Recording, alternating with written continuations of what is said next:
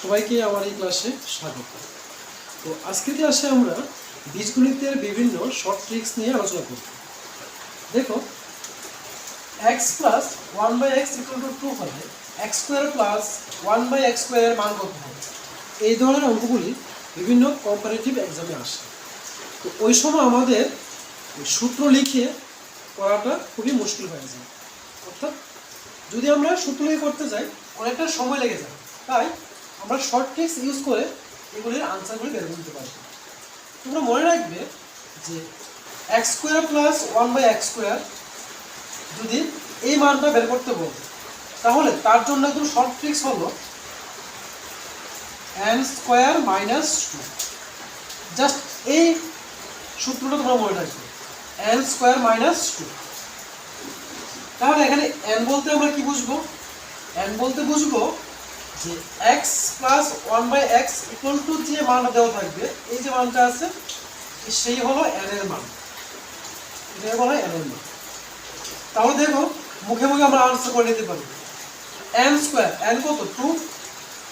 n এর মান যদি 2 হয়ে থাকে 2 বসালাম, উপরে কি আছে? স্কয়ার আছে, মাইনাস 2। তো আমরা সবাই জানি n স্কয়ার মানে 2 স্কয়ার মানে কত হয়? 2 টু দ্য 4 হয়। তো 4 মাইনাস 2 কত হয়? 4 মাইনাস 2 2 হয়। আনসার হবে 2।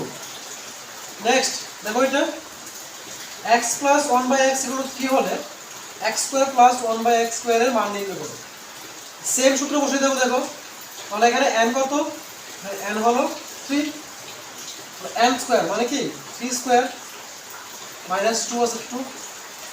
3 স্কয়ার কত হয়? 3 3 9 মাইনাস 2। 9 মাইনাস 2 কত হয়? 7। আমরা চলে আসলো এখানে। দেখো x plus 1/x equal to 4, তাহলে সে হলো n। সে যদি n হয়ে থাকে সূত্র চলে n স্কয়ার মানে কি? 4 স্কয়ার মাইনাস 2 2 বসাবে। 4 স্কয়ার মিন্স কি? 4 4 are 16 মাইনাস 2। 16 মাইনাস 2 গুলো কত আসে? 14।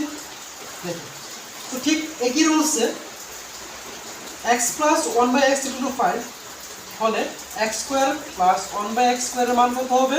এবং x plus 1/x equal to 6 হলে x স্কয়ার প্লাস 1/x স্কয়ারের মান কত হবে? এই দুটোর আনসারটা তোমরা তোমাকে করে দেবে।